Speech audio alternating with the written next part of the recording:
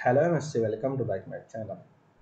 MSc second semester में हम last video में preparation of isopoly acid of molybdates की स्टडी कर चुके थे कि आइसोमोलिब्डेट्स की कैसे प्रिपेयर किया जाता है, उसके स्ट्रक्चर कितने टाइप के होते हैं, क्लासिफिकेशन ऑफ आइसोपोलीमोलिब्डेट्स की स्टडी कर चुके थे। उसके बाद हमारा जो सेकेंड अलग नेक्स्ट टॉपिक है ये है कि tungsten, preparation of isopoly acid of tungsten and classification of isopoly acid of tungsten and structured कि how many type of isopolysis of tungsten structure।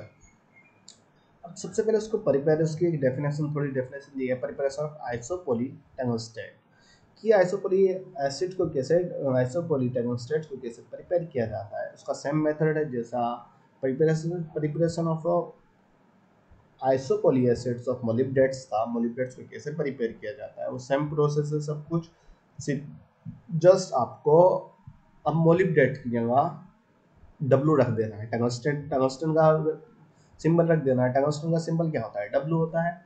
Same process है सब कुछ। when the tungsten trioxide dissolve in highly basic तो क्या चलेगा line solution वही यही कह रहा है कि जब ट्राइऑक्साइड होता है, टंगस्टन जो ट्राइऑक्साइड होता है उसके एल्कलाइन सॉल्यूशन के साथ रिएक्ट कराया जाता है। एल्कलाइन सॉल्यूशन पोटेशियम हाइड्रोक्साइड या सोडियम हाइड्रोक्साइड हो सकता है। जब उसकी रिएक्ट करने पर जो हमारा जो जनरली प्रोडक्ट प्राप्त होता है उसको सोडियम टेट्राऑक्साइड टंगस्टेट कहा जाता है। जो एल्कलाइन होता है, एल्कलाइन फिर उसको एसिडिक में कन्वर्ट किया जाता है। एल्कलाइन सॉल्यूशन को ही एसिडिक में कन्वर्ट किया जाता है। उसके बाद जहां हमें टेट्राऑक्साइड टंगस्टेट का फॉर्मेशन मिलता है जिसको नॉर्मल टंगस्टेट कहा जाता है। वहीं WO3 की बात करें, ट्राइऑक्साइड टंगस्टेट होता है। सोडियम हाइड्रोक्साइड के साथ करने पर नाइट सोडियम के दो मोलिक्यूल निकल जाते हैं जो NH के साथ W के साथ जगह कॉन्जुगेटेड हो जाते हैं। वहीं ऑक्सीजन के नंबर हाइड्रोक्सी ग्रुप दो होते हैं तो हाइड्रोक्सी में ऑक्सीजन को निकाल कर इस ऑक्सीजन के साथ चला जाता है और वाटर निकल जाता है। जो जनरली फॉर्मूला बनता है Na2WO4 plus H2 water remove हो जाता है और डाइसोडियम टेट्राऑक्साइड टंगस्टेट फॉर्मल ये एल्कलाइन होता है। इसको एसिडिक में कन्वर्ट करना होता है। एसिडिक के बाद ही आइसोपोलीमोलिब्डेट्स का आइसोपोली एसिड ऑफ टंगस्टेट का फॉर्मेशन होता है जब कंडेंसेशन पॉलीमराइजेशन कंटिन्यू कराया जाता है। This is normal tungstate. अब देखिए जो टेट्रा ऑक्साइड ऑफ टंगस्टेट होता है वो नॉर्मल टंगस्टेट होता है। Now disodium tetroxide tungsten crystallized in aqueous solution and get tetroxide tungstate. अब वो बोल रहा है कि नॉर्मल टंगस्टेट होता है।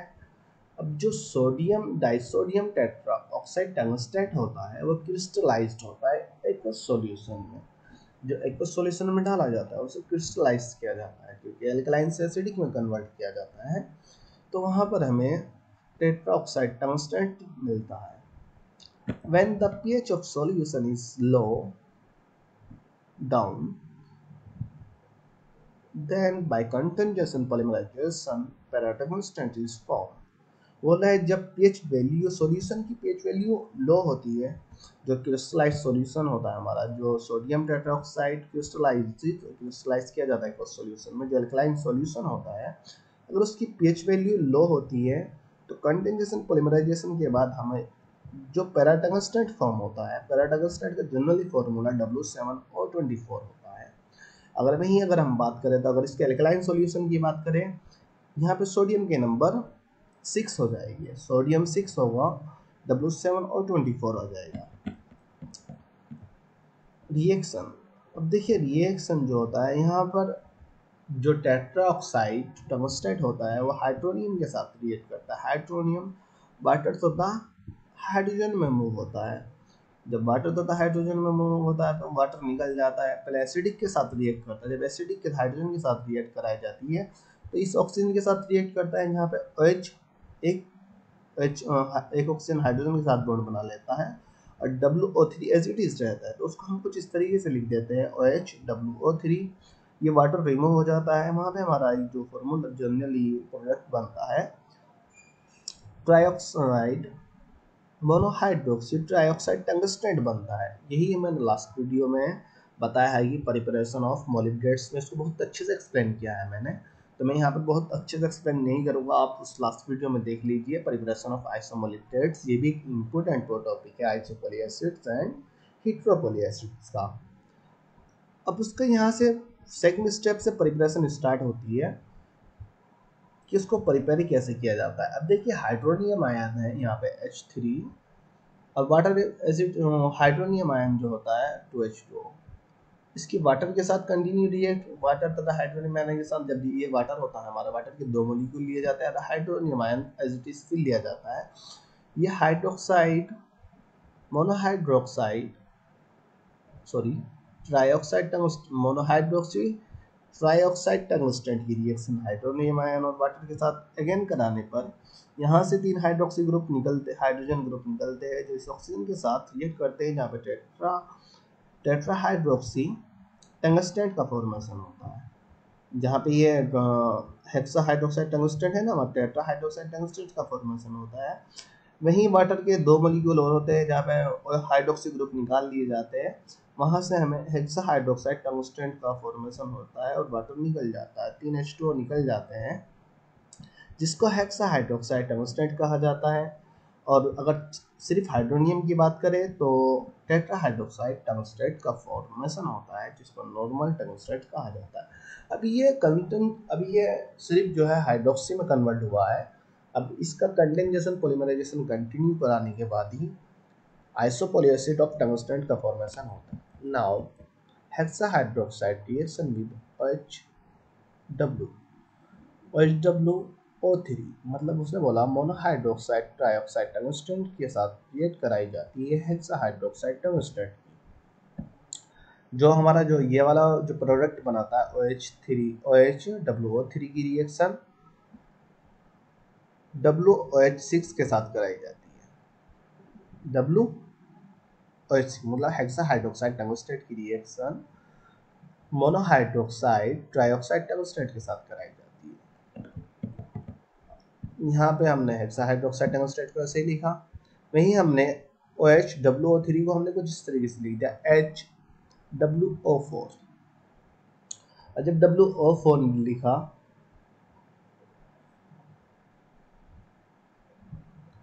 या आप जैसे एज इट इज ऐसे ही लिखिए जैसे ऊपर लिखा मैंने HOWO3। ओके, अब ये वाला हाइड्रोजन इस हाइड्रोक्सी साइड के साथ एक मॉलिक्यूल लेता है, हाइड्रोक्सी ग्रुप का एक हाइड्रोक्सी ग्रुप को लेता है, अपने हाइड्रोजन के साथ रिएक्ट कराता है, जहाँ से वाटर रिमूव हो जाता है। यहाँ पे हाइड्रोक्सी के नंबर 5 आ जाते हैं और ये वाला टंगस्टन इस ऑक्सीजन के साथ कॉन्जुगेटेड हो जाता है, जहाँ पे WO3 एज इट इज रहता है। वहीं उसका जनरली फॉर्मूला जो रिएक्शन बनता है वाटर रिमूव करने के बाद OH5WOWO3 penta hydroxide as it is रहता है, क्योंकि एक हाइड्रोक्सी ग्रुप यहाँ से रिमूव हो गया। उसकी फर्दर रिएक्शन फिर इस वाले मॉलिक्यूल्स के साथ की जाती है, HOWO3 के साथ रिएक्ट करने, फिर हाइड्रोक्सी ग्रुप निकल जाता है, वाटर रिमूव हो जाता है। रिमूव होने के बाद यहाँ पे हाइड्रोजन के नंबर और हाइड्रोक्सी के नंबर 4 हो जाते हैं। WO, ये ऑक्सीजन बाहर आ जाता है, नहीं सही है OWO3 का होल ट्वाइस हो जाता है, यहाँ पे होल ट्वाइस, ये होल ट्वाइस हुआ। फिर इसकी रिएक्शन फिर इसी मॉलिक्यूल के साथ कराई जाती है HOW3 के साथ अगेन ये। और ये रिएक्शन जब तक होती है जब से ये हाइड्रोक्सी ग्रुप यहाँ से रिमूव ना हो जाए कम्प्लीटली। 6 वाटर के मॉलिक्यूल रिमूव कर देता है, यहाँ पर 6 OWO3 आ जाता है, तो कंटिन्यू रिएक्शन कराई जाती है। फिर थर्ड के बाद कराने पर OWO3 आ जाएगा, फिर फोर्थ के बाद कराने पर OH का होल ट्वाइस, हाइड्रोक्सी ग्रुप 2 बचते हैं, यहाँ पे टेट्रा आ जाता है। फिर हाइड्रोक्सी ग्रुप 1 बचेगा, यहाँ पेंटा आ जाएगा। फिर हाइड्रोक्सी ग्रुप एक भी नहीं होगा तो यहाँ पर हेक्सा आ जाएगा, WOWO3 का होल 6, ये आ गया WOWO3 का होल 6। देखिए ये हुआ हमारा जनरली फॉर्मूला, जिसको एफ प्रोडक्ट कहा जाता है। प्रोडक्ट एफ, ये मैंने डी प्रोडक्ट माना, डी को यहाँ पे मैंने एसिडिटीज रखा है। एसिडिटीज बनाने के बाद HOWO3 के साथ जब रिएक्ट कराई तो यहाँ से हाइड्रोक्सी ग्रुप हाइड्रोजन के साथ रिएक्ट करने वाटर रिमूव कर दिया।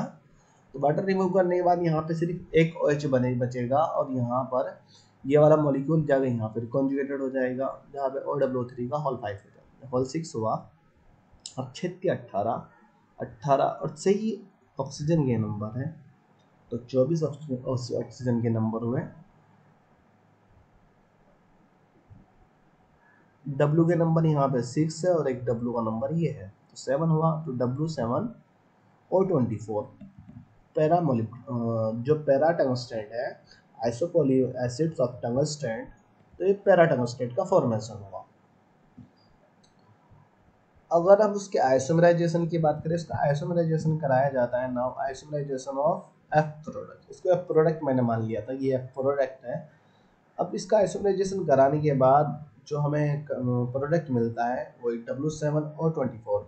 अब इसको कैसे लिखते हैं, कुछ नहीं करना, 6 के 18, 18 ऑक्सीजन हुआ और 6 ऑक्सीजन ये वाली 24 ऑक्सीजन, वहीं 6 हमारे ये वाले W% है, एक W ही है, तो 7 टंगस्टन हुए। ओके, W7O24 हुआ। अब इसको एसिडिफाई किया जाता है। जब एसिडिफाइड आइसोमराइजेशन कराने पर एसिड स्टेप सेकंड में इसका एसिडिफाइड करने पर H2W12O24 पैरा टंगस्टेट का फॉर्मेशन हो जाता है। Type of structure of isopoly tungstate. अब देखिए type of structure of isopoly tungstate same structure है जो स्ट्रक्चर पहले दिए गए थे। There are many type of tungstate structure. Normal tungstate होता है, डाइटंगस्टेट होता है, ट्राइटंगस्टेट, टेट्राटंगस्टेट, पेंटाटंगस्टेट, हेक्साटंगस्टेट। स्ट्रक्चर सब कुछ सेम है, सिर्फ मोलिब्डेनम की जगह लगा के वहाँ पे टंगस्टेट कर दीजिए। जो मैंने ऊपर स्ट्रक्चर दिखाया है ये हेक्साटंग ऑक्टाटंगस्टेट था, ये टेट्राटंगस्टेट था, ये ट्राइटंगस्टेट था, ये डाइटंगस्टेट था, ये नॉर्मल टंगस्टेट था जो टेट्राहेड्रल फॉर्म में था। ये टंगस्टेट हुआ, सिर्फ एमओ की जगह डब्ल्यू लगा दीजिए। फिर उसके बाद आता है हमारा formula. Type of tungstate, normal tungstate. Normal tungstate का फॉर्मूला जनरली WO4 होता है, जो आपको पता ही है। अगर हम बात करें Mn WO4, यहाँ पे M सेंट्रल मेटल आयन होता है, जो पोटेशियम भी हो सकता है, सोडियम भी, मैग्नीशियम भी, मतलब जो डी ब्लॉक का एलिमेंट है वो हो सकते हैं। सोडियम टंगस्टेट स्टेबल या may be unstable in water. ये बोला जो सोडियम टंगस्टेट होता है स्टेबल भी होता है, अनस्टेबल भी होता है वाटर में, लेकिन जो ये इसकी फिजिकल प्रॉपर्टीज है। पैरा टंगस्टेट की अगर हम बात करें, जिसका जनरली फॉर्मूला M6W7O24 होता है। यहाँ पे M6 सेंट्रल मेटल आयन है, वही सेंट्रल मेटल आयन के नंबर है। वो जो हमने प्रिपेयर किया है W7O24, ये क्रिस्टलाइज्ड होता है। फिर उसके बाद पैरा इसकी जनरल प्रॉपर्टीज है। ये मेटा टंगस्टेट हुआ। मेटा टंगस्टेट का जनरली फॉर्मूला H2W12O24 होता है। इसको मेटा टंगस्टेट कहा जाता है। मेटा टंगस्टेट में टंगस्टन का नंबर 12 हो जाता है। देखिए उसके बाद हमारा जो नेक्स्ट टॉपिक आता है heteropoly acid of molybdate and tungsten. कि हेटेरोपोली एसिड क्या होता है?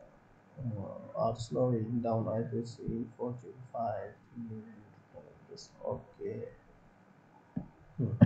Heteropoly acids of molybdates and tungsten.